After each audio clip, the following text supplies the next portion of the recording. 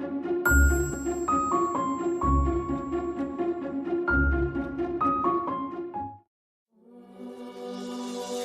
my mind, open my heart with the whispers of truth, to live a conscious life, to live a conscious life on the growing edge, on the growing edge. And now, here's Allie. Welcome back to Growing Edge Live. It's so good to be here today. I always get so excited when it's going to be Monday and I have a conversation with another amazing spirit, a soul. And Growing Edge Live is all about having conversations with people that are on the very growing edge of their own creation. People that are channeling their time, their talent, energy, their love, creativity, their resources into doing good work in the world. And so every week we come together to have a conversation with someone that's doing just that.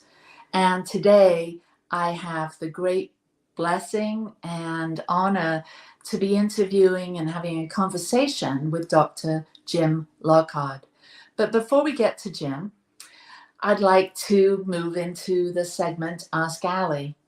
And today I have a question, and this question comes from Gina. And Gina says, what is spiritual sovereignty and why is it important in my life?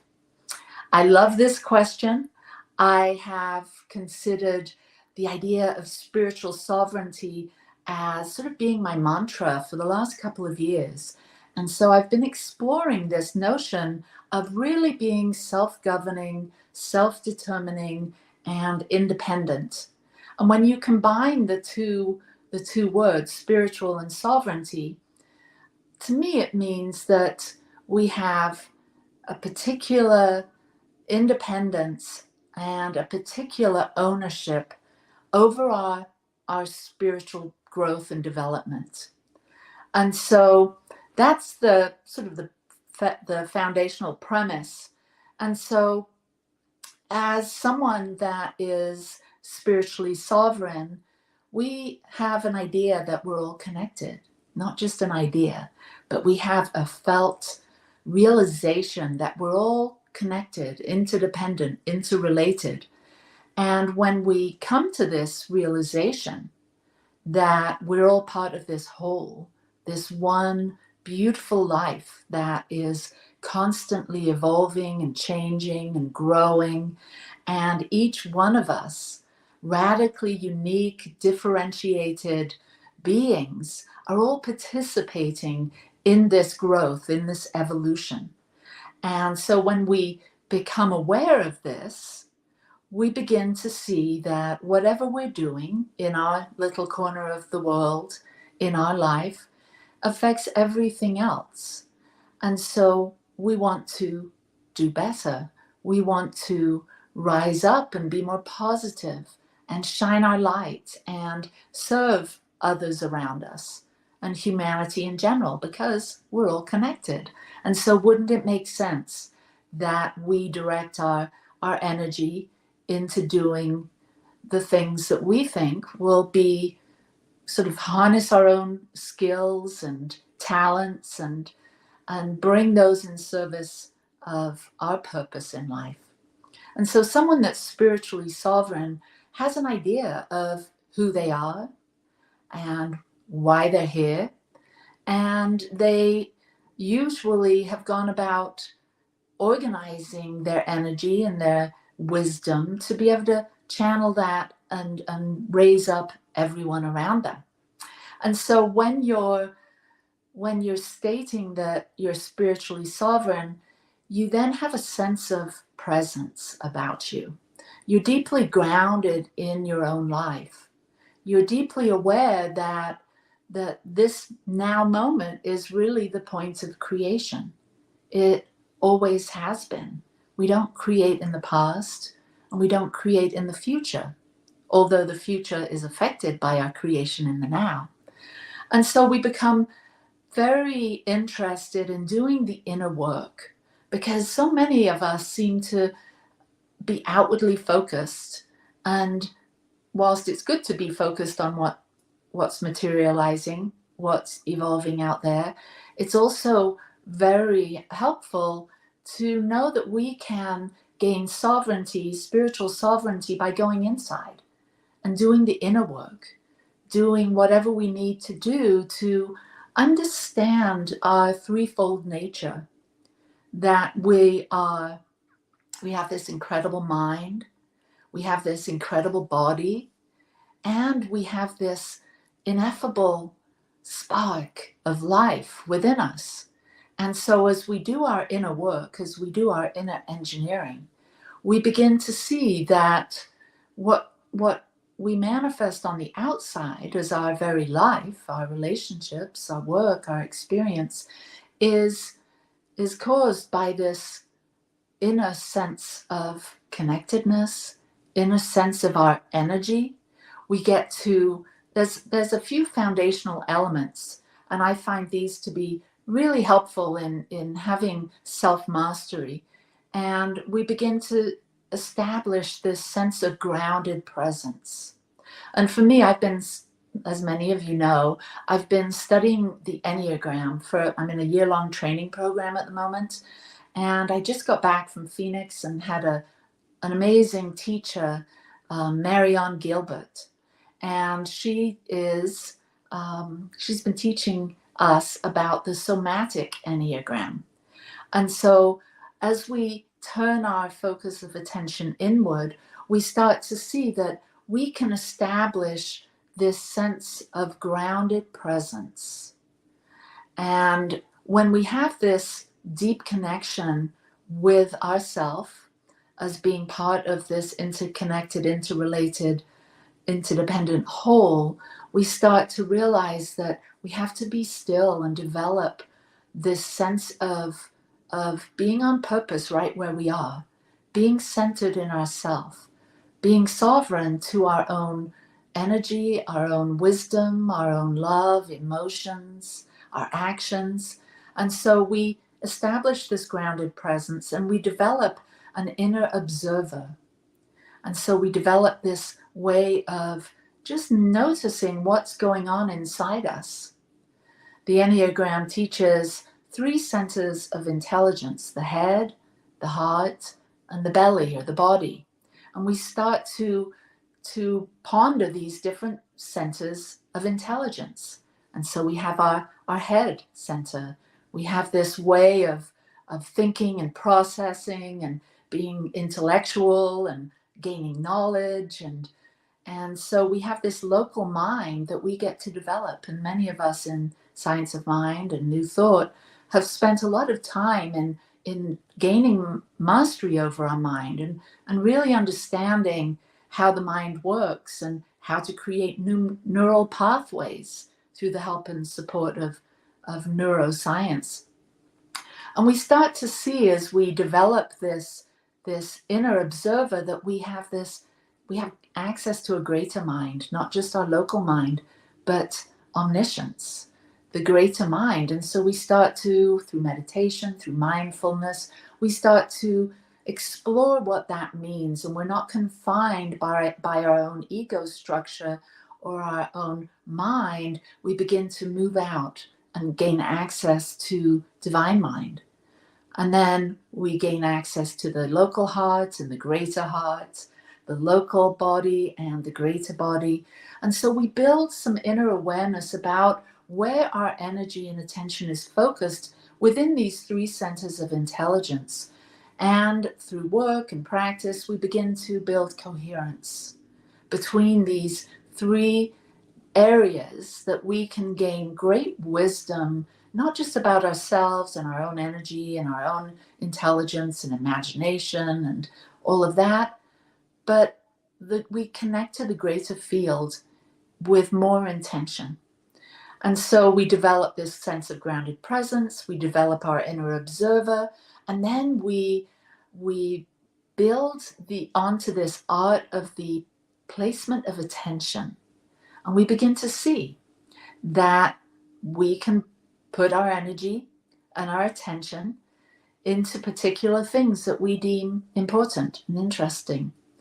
And so this is just a very brief little answer to what is spiritual sovereignty and how it makes a difference in your life.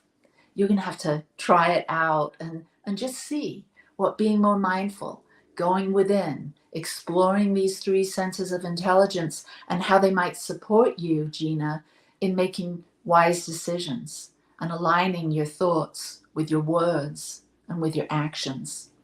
So I love this question. Thanks for giving me an opportunity to speak to it. And if anyone has a question you'd like us to explore here at Growing Edge Live, go ahead and email that to growingedgelive@gmail.com.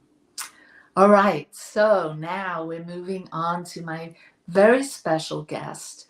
I have heard of Jim Lockard throughout my years of being a minister within religious science and science of mind.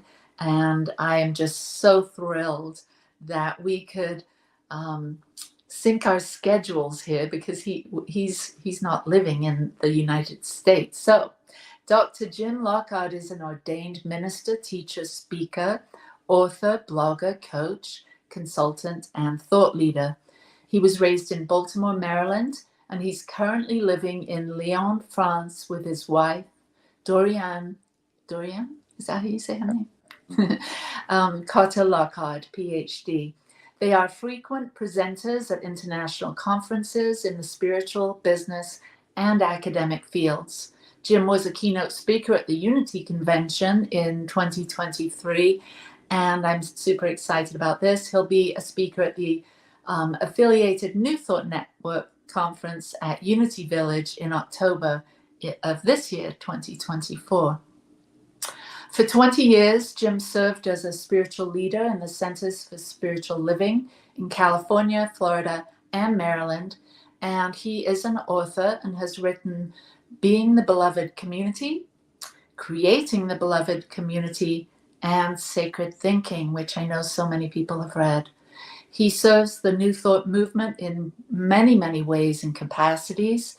And he is a certified presenter and coach of spiral dynamics model, Theory U, the Q process, Edge Walkers, and the SQ21 spiritual intelligence coaching programs. Woo! That's a lot. Welcome, Dr. Jim, to Growing Edge Live. Thank you so much, Allie. It's really great to be with you today. Yeah, and for I know that you are in Cabo San Lucas filming this as we speak.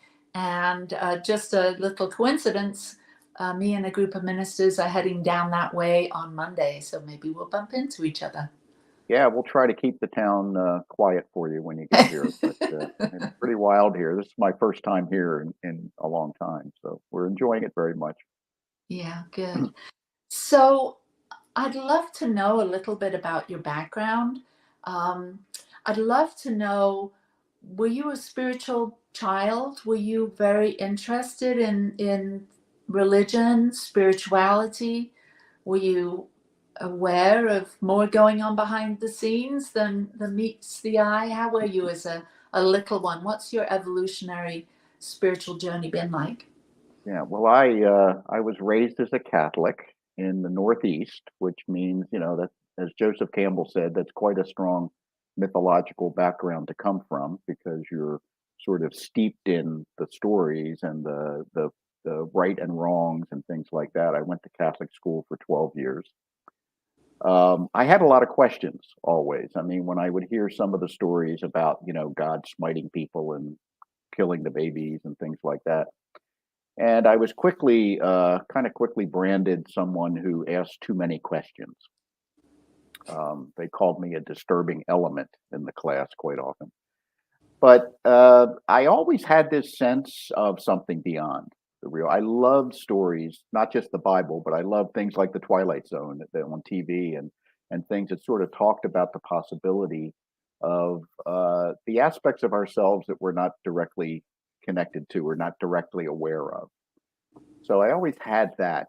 But I sort of got turned off in the religious sector. As soon as I left high school, I stopped going to church. I was really totally unaffiliated for about 20 years or 25 years. And I was a police officer, mostly in the area of Miami, Florida. And I was in the training unit, and a couple of the folks in the training unit said, you ought to try this place near where you live called the Science of Mind Center in Fort Lauderdale, because they actually use the psychology we teach here at the police academy in a spiritual context. And I just had to go see what that was about. And so I did. I wandered in one day in 1989, and I just stayed.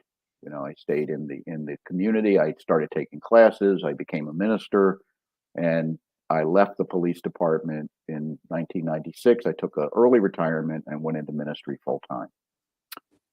So the psychology we were using in the police academy and elsewhere in the police department was things like neurolinguistic programming, self-image psychology, visualization, affirmation, things of that nature that were helping people to sort of increase their capacity in human awareness and human perception and their own ability to be competent. So that was really attractive to me. And what I found in the science of mind when I started going there was the idea that it wasn't just up to me and what I could imagine. I had access to a universal presence that I could turn things over to when I couldn't figure out exactly how to do it. And it expanded my capacity to accept more good, is the way I would put it. So I fell in love with the teaching. I fell in love with the ideas. I fell in love with the people. And I did active, what we would call pulpit ministry for 20 years. Beautiful. That's really intriguing that the police department was using some of the foundational things that we learn in, reading the science of mind and becoming practitioners. It sounds like your practitioner training got started at the police department. It really did. And I was doing affirmations and visualization and things through a program that we used, and I became a trainer in that program. And every time a new academy class would come in, which at that time was every 2 weeks, we were starting a new class of 40 recruits, we would spend 3 days going through self-image psychology with them before they began their regular program. The idea being that we wanted them to have good self-image and see themselves into roles that maybe they couldn't really fully imagine themselves into, because being a police officer at that time, it's always difficult, but at that time in South Florida was with the cocaine cowboys and all that stuff that was going on. It was a very difficult time to be entering police work. And so the department, I think in their wisdom, was willing to invest in that kind of training. And I certainly took advantage of it, in my life. Yeah. Is that typical? Do you No. think other other states or counties are bringing on board these same things? No. Well, in some cases, bits and pieces. We worked with a vendor called the Pacific Institute out of Seattle, that they were at that point the largest provider of human potential training on earth. Mm. And most of their clientele were corporate and military. They worked with the Army Generals College. They worked with the military academies. They worked with professional sports teams.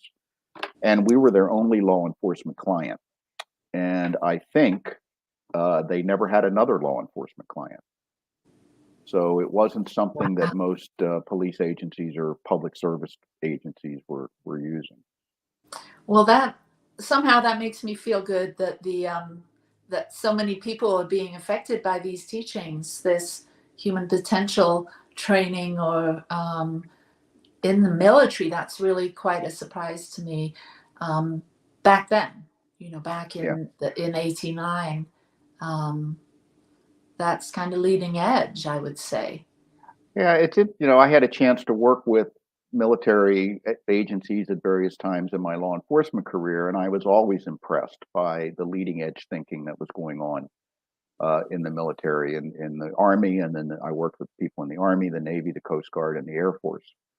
And they were on the edge. I mean, they were invested in finding out how to maximize their own ability to perform, how to create wisdom in the field so that you weren't making snap judgments that would go in the wrong direction. They wanted people to make good, clear decisions. They wanted their soldiers to be treated properly. And, at that time in the 70s, you were also beginning to see women come into the military in larger numbers and more diversity and so forth. And the military was really a leader in that kind of thing and making it work. So I was always impressed when I worked with the Department of Defense folks. Well, again, that feels good. I'm glad Mhm. that's going on. So you have served a couple different centers Yeah. as lead or senior minister. Is that correct? Yeah, my own path in science of mind. I was in the Fort Lauderdale and took my classes there, and I became assistant minister for about a year there with Dr. Arlene Bump when she was the pastor. And then I left for Baltimore, my hometown, because it was the largest city in the U.S. at that time without a religious science community, Mm. and started a community there that still exists. And after about 3.5 years there, I was called back to Fort Lauderdale as co-pastor. And that was, my family really wanted to go back to Florida, and it just seemed like a logical thing for us to do. And then later in life, when I married my current wife, Dorianne, I moved to California and became co-pastor in Westlake Village, California, with Dr. Sue Rubin, which was my wife's center. And in the meantime, in 2003, I was elected to the board of Religious Science International. Actually, my wife and I were elected the same time. That's when we met. And 2 years later, we got married. So it was a typical board of directors relationship, I tell people, We're the only people I know that met on a board of directors and got married. That's interesting. So I was there in Westlake for about 3.5, 4 years, and I went over to Simi Valley after Dr. Dennis Merritt Jones left, which was 20 minutes away. And I was there for about 6.5 years, and I retired in 2015 from there. Mm, interesting. My husband's from that Oak Park and Westlake Village Oh area. yeah, we So lived in that's it. Oak Park. Yeah. Oh, okay, good, Yeah. good. So, how was that for you being a pulpit minister? Was that something, a stepping stone? Obviously, you're not doing that now. Well, I didn't see it as there wasn't anywhere to step to, I guess. When you're leading a congregation, leading a community, I really enjoyed it. I enjoyed the organizational aspects. I loved to teach. Even most of the time I was in law enforcement, I was in a teaching capacity, at least part-time. And for a while, I was the commander of the police academy in Dade County, Florida. And so I loved that aspect of training and learning and so forth. So that's what attracted me within the Science of Mind community. Was it was more a teaching than a preaching, I Right. should say. And so I loved that. I loved speaking, and I loved teaching, and I loved working with people and seeing them wake up and seeing their lives improve and so forth.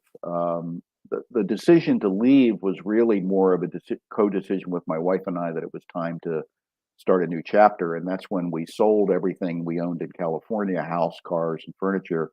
And we traveled full time for 3 years, lived out of a suitcase just Wow. to see what was next. And that's when I wrote my first book on the beloved community series. I'd written Sacred Thinking a number of years before that. And I saw my ministry unfolding as being a consultant to spiritual leadership in terms of understanding how to confront the changing times we're in, and how to best, operate within these times and to thrive within these times. And so that became the focus. I was traveling, moving around, so everything I was doing pretty much was online. Occasionally, when I'd be in the U.S., I would do some things in person or whatever, but we were out of the U.S. probably 80 or 90% of the time during those 3 years. And then we found Lyon and decided to settle there. Yeah, I want to get to that maybe after our break. Yeah. But before we do, has there been someone that's been really significant in all of this for you? I know, you've I know what it's like to run a church, and there's a lot of support within those walls and within organizations like CSL.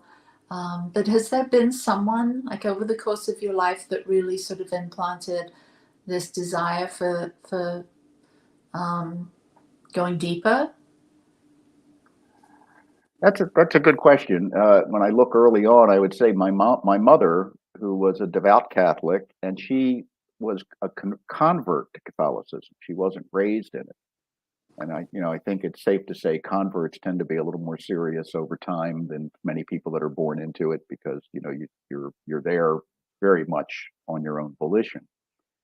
My dad, on the other hand, was agnostic, and he didn't attend church, and he didn't, believe in what the Catholics were teaching, and he was always frustrated having to pay my Catholic school tuition instead of going to public school and things like that. So I was kind of in that space of where questioning came kind of naturally, but I also recognized the value of the organization and the institution.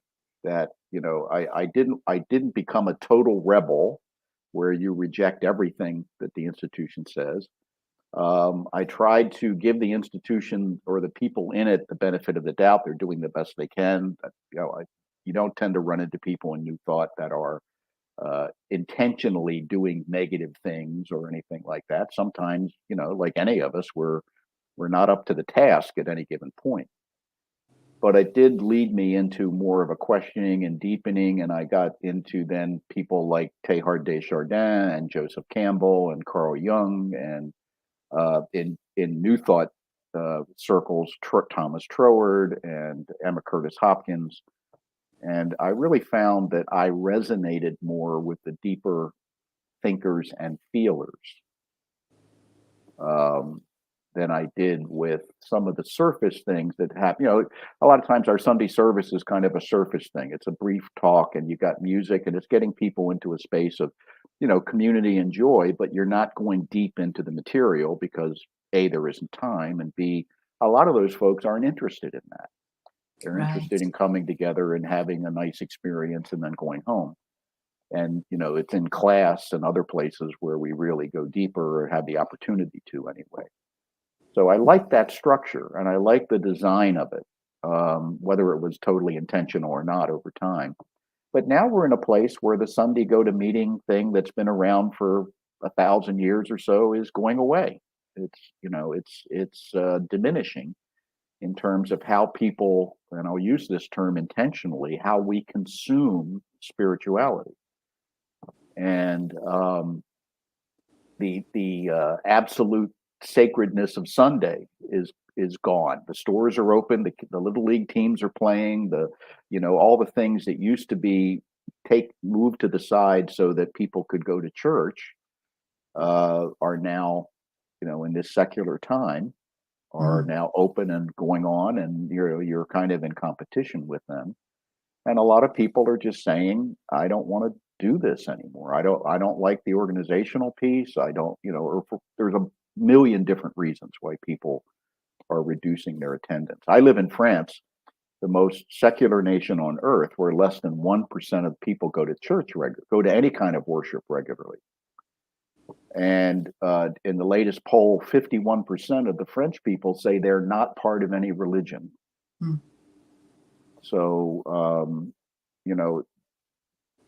when I speak to many groups in North America, I say I come from the future because France is your future. Yeah, And that's we're really seeing that interesting. tendency move along there. It's not that they're not capable of spirituality; it's that they're resistant to organized religion and the spirit and whatever spiritual benefits they might get from it. They're just not open to. Yeah, I'm from England, and I spend quite a bit of time there. My family's still there, and I think it's similar. There's not really an interest like there used to be. When you're talking about things open on Sundays, are things open in France on Sundays? Because I know in England they're not so much. On Sunday morning in France, the food stores might be open for a few hours. The florist shops are open, and the pastry shops are open because people are going to get flowers and pastry and go to their family home for dinner. but by noon everything's closed, Yeah. and Okay. yet nobody's going to church. So it's kind of an interesting experience. So the parks are full of people, and people are walking along the rivers, and and so forth. Sounds lovely. Well, we're going to take a short break, and we'll be right back. Choice, your creative superpower. We have the power to manifest as we dedicate attention to our thoughts, but often miss opportunity to achieve the greatest good. Your superpower is waiting to be unleashed to unlock a fuller, more rewarding world for all. Join us every Thursday at noon Mountain Time for Choice, your creative superpower with Zoe DeMuro.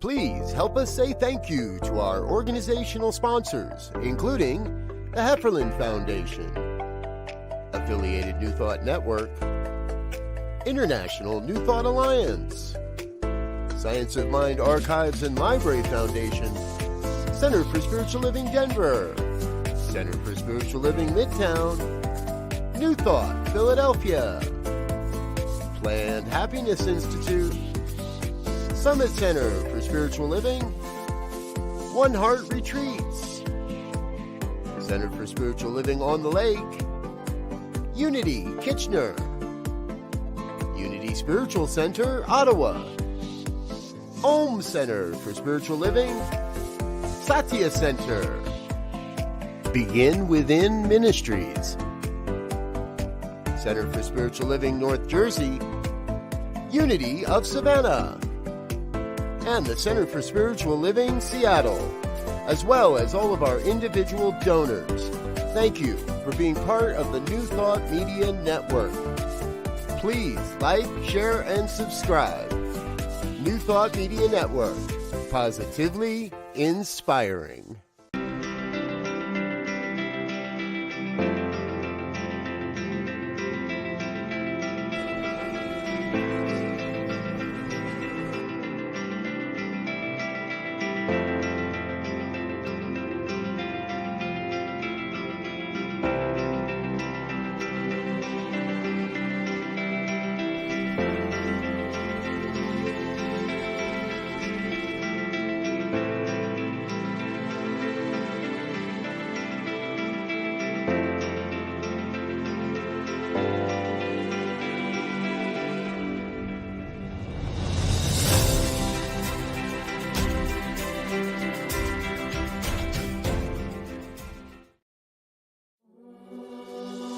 Free my mind, open my heart with the whispers of truth. To live a conscious life, to live a conscious life on the growing edge. On the growing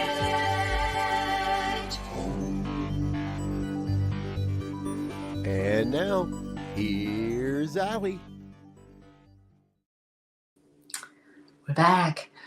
I would love to continue talking a little bit about the future of I don't really want to say religion per se, but the future of our spiritual journey together as things are falling apart, or we're transcending some of the old ways of doing things in regards to spiritual community, especially within a religious organization.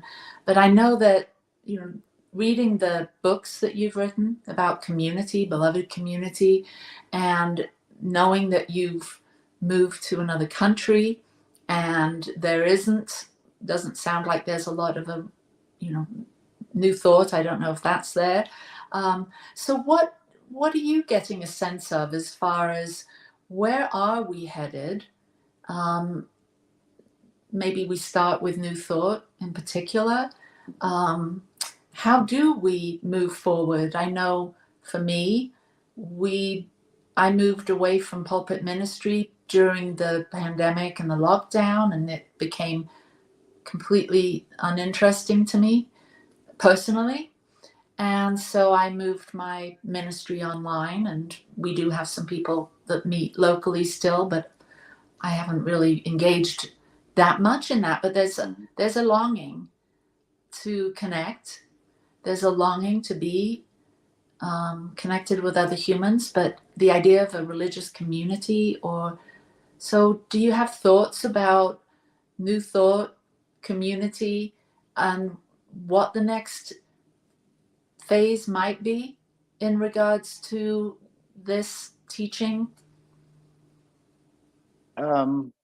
Yes, I have many thoughts about it. I would say if we take it in a context of an evolutionary pattern, where evolution is something that tends to move toward greater complexity. So we see that in biological evolution, we see it in cosmic evolution, where the universe started out with just nitrogen and time.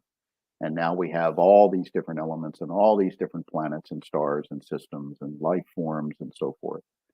And life began as single-celled organisms. Even before that, there were organisms that weren't even cells yet. And now we have the people, us ourselves, with trillions of cells that are integral and working together and things like that. And evolution tends to move. I think it's helpful to think of it as a fluid thing, not a series of snapshots, but more like a movie or a river flowing. And there are times when it's flowing very quickly, like through the rapids, and there are times when it's kind of seems still, where there's not much happening. And then all of a sudden, something will begin to happen. And I think we're in a transitional state from, in terms of our own spiritual way that we consume religion and spirituality. We were in a fairly static state for a long time. Sunday go to meeting, Saturday go to meeting, whatever it was. And it was regularly people gathering with certain kinds of structures or forms that were very similar. And we're beginning to see that lose momentum, if you will. And we're in a period where we don't know what, if anything, is going to replace it, or something will replace it. But I don't think it's going to be one thing. I don't think we're going to have another version of Sunday go to meeting that'll somehow show up in the next 5 or 10 or 15 years. I think we're going to have, like what we're beginning to see already, dozens and dozens and dozens of formats for people to engage in spirituality or religion or many other things as well. So the kinds of skills that are going to be called forth are really pioneering skills of being able to say, I'm stepping into an unknown. No one is fully prepared because no one knows what's going to happen. But I'm willing to step out on those skinny branches, if you will, where the support isn't there, in order to try something new. And we're seeing people doing that, like what you're doing with this format. And there's all kinds of things popping up, and probably most of them won't stick. Most of them won't last over a long time. That will be in a time of continuous reinvention. A time of a lot of people moving around and moving from here to there and stepping back for a while and stepping back in a different place and all that. And that's difficult because we want stability. When they did a survey a number of years ago, what are the two things that people want most? And the number one was certainty, and number two was uncertainty. So, we sort of want to know what's coming, but we don't want to know exactly what's coming. We like to be surprised. We like to have new things showing up. And I think that's where we are. We're in a place where if you're not ready for innovation, if you're not ready to let go of some of the sacred cows that you've been holding on to, then you're going to get stuck. You're going to get stuck in between things, not in one or the other, but you're going to get stuck in between things. And that's an extremely uncomfortable place to be. So that's a general kind of an idea. And all that's happening within bigger concentric circles all the way out to the global population of things that are in transformation, from global warming to the political structures and the way they're being affected and the way we do business and online versus offline and just all those other kind of revolutionary things that are unfolding that we're not separate from, we're not unaffected by. Yeah, I can see there's there's some people that really love the idea of newness and fresh starts and the idea of evolution or, personal evolution. Our lives become different. And like you said, you went for a round traveling for 3 years. My husband and I did it for 1 year. We got rid of everything and went around the country in our camper van. And it definitely shakes things up, from being so fixed on the earth in a particular home with all your creature comforts, and then going off into a new experience, a new adventure. That can be challenging for people. And I see, as I look out and take a glimpse to look at the political scene, or take a glimpse to look at the, what's going on spiritually, or what's going on in the world, the wars, the this and the that, it can be very, it's overwhelming.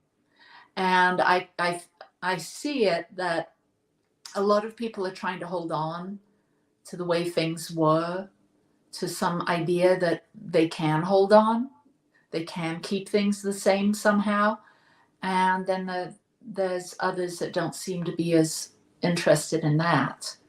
So I think it's interesting to see that it feels like, and whenever anyone says that, oh, this seems like a really volatile time, it's always felt that way. I think there's always been wars going on, but this really does seem like a volatile time. Things are being shaken up, and we are being called to rise, to take the next evolutionary step, whatever that might be. What do you do are you impacted by the craziness that we can be inundated with when we turn on the news or listen to the shopkeeper down the street, or the people talking about it at the coffee places? It can be overwhelming. Yeah.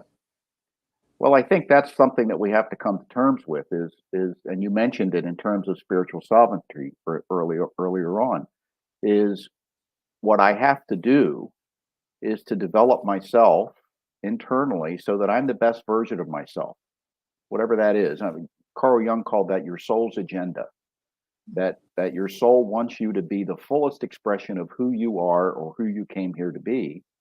And we often kind of step back from that because it feels scary. It feels like we won't be accepted, or it feels like we'll rock the boat too much, or we'll fall off the boat. And these are the things I try to focus on when I work with spiritual leaders is, nobody knows where we're going. We don't have any models for the future that we can rely on. But what people need to see is both confidence and competence in dealing with an unknown. And which also we need to see vulnerability as part of that. That things do knock me off center. I am affected by the craziness.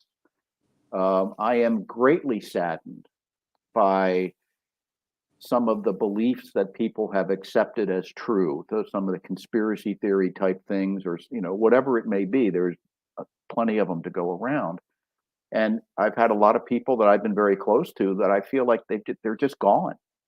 But you can't even have a conversation with them anymore. And it does two things. It saddens me. It also makes me look at my own sense of what I believe and say, is that true? I mean, I like to say, I like my healthy self to take this under advisement and see if it makes sense to me. Does my inner gyroscope stay in line as I pursue a specific pathway or a specific set of beliefs? And if it doesn't, then I need to examine that. I need to say, okay, how do I need to adjust internally so that I'm more up to whatever this task is that's coming. it's really hard, and it's not going to get easier.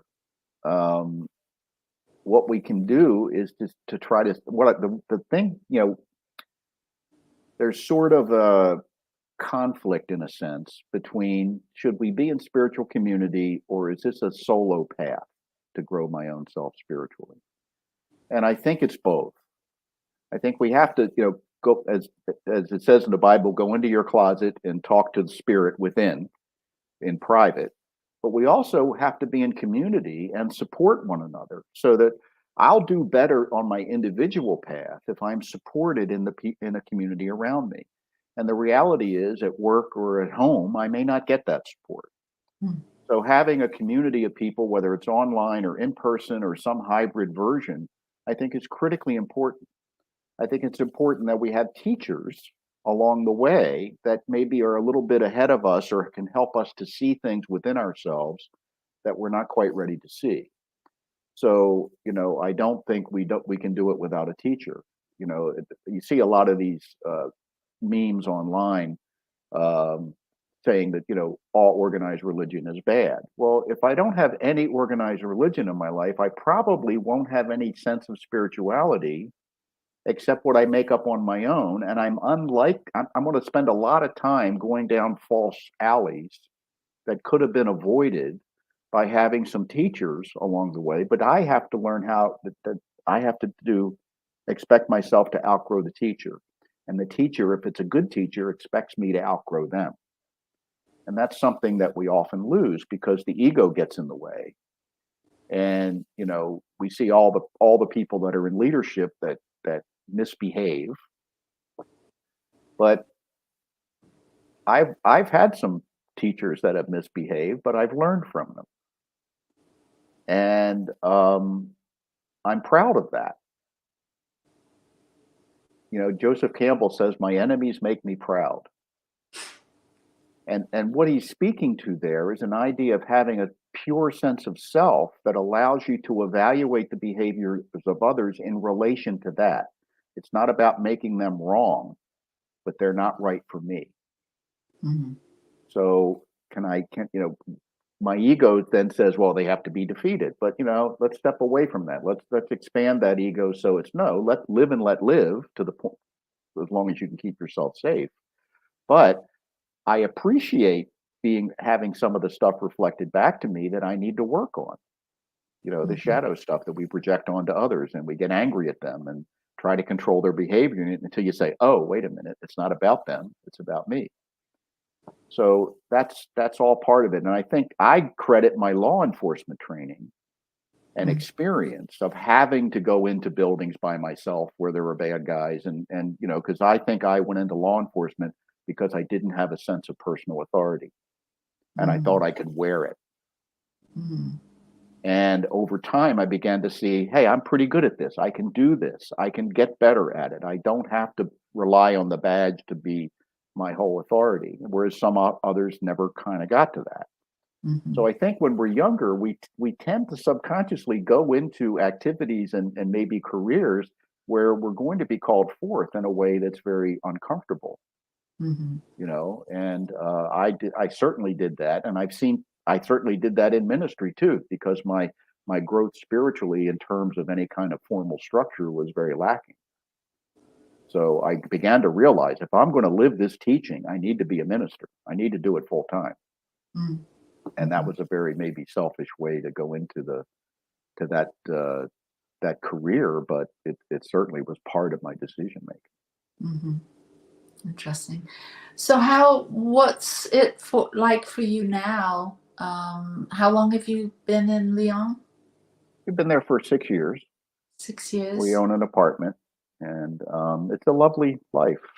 The Europeans have been doing it longer than the North Americans, at least other than the indigenous North Americans, but they kind of have how to live down pretty well. I mean, I'll give you an example that I treasure.